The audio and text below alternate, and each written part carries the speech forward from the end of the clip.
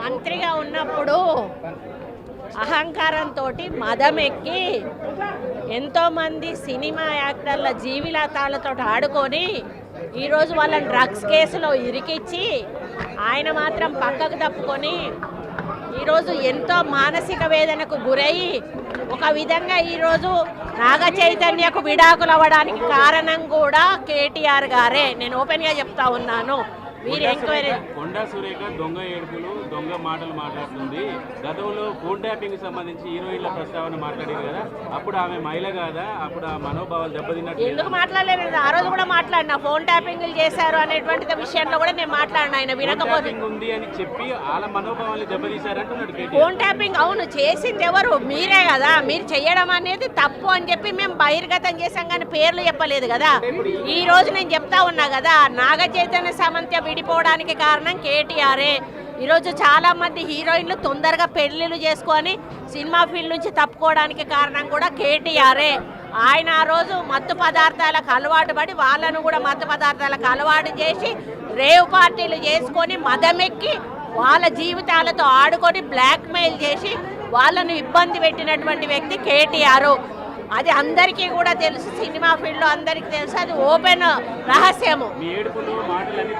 ఎందుకండి ఎందుకేడు దొంగ మాటలు నా మీద వ్యక్తిగతంగా నా క్యారెక్టర్ అసోసియేషన్ చేసినప్పుడు నేను ఎందుకు దొంగ ఏడుపులు ఏడుస్తాను?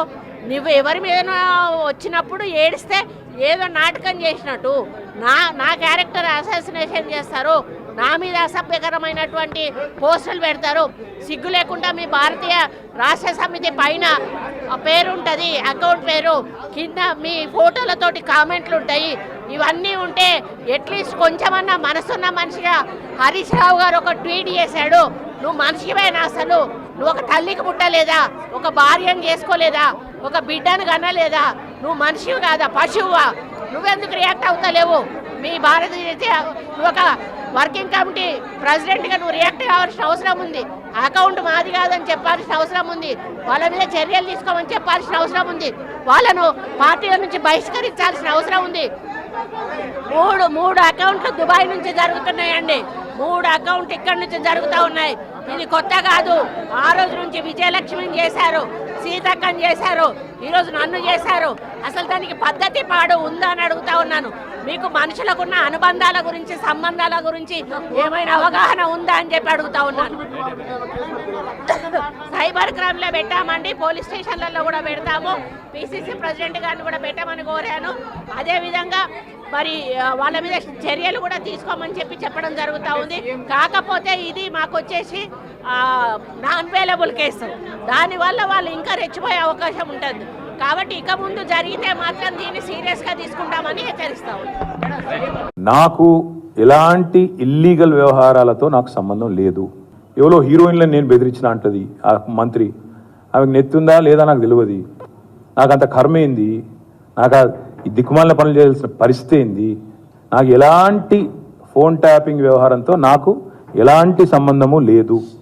ఈ అడ్డమైన మాటలు ఎవరైనా మాట్లాడితే, చెత్త మాటలు ఎవరైనా మాట్లాడితే వారు మంత్రి అయినా ముఖ్యమంత్రి అయినా తాట తీస్తాము, లీగల్గానే చూసుకుంటాం. తాట తీస్తామంటే మళ్ళీ మీరు ఇదే యూట్యూబ్లో తమ్మునీళ్ళు పెట్టి తాట తీస్తామన్నాడు, ఈయనకు అహంకారం ఎక్కువ అని చూపెట్టకూరి. అదే వినండి, తొందరపడకండి. తప్పకుండా లీగల్గానే ఎదుర్కొంటాం, న్యాయపరంగానే ఎదుర్కొంటాం. మాకు ఎవరిని బెదిరించాల్సిన అవసరం కానీ ఎవరిని ట్యాపింగ్ చేయాల్సిన అవసరం కానీ లేదు. కానీ దయచేసి మీడియా మిత్రులు నేను కూడా కోరుతా ఉన్నాను,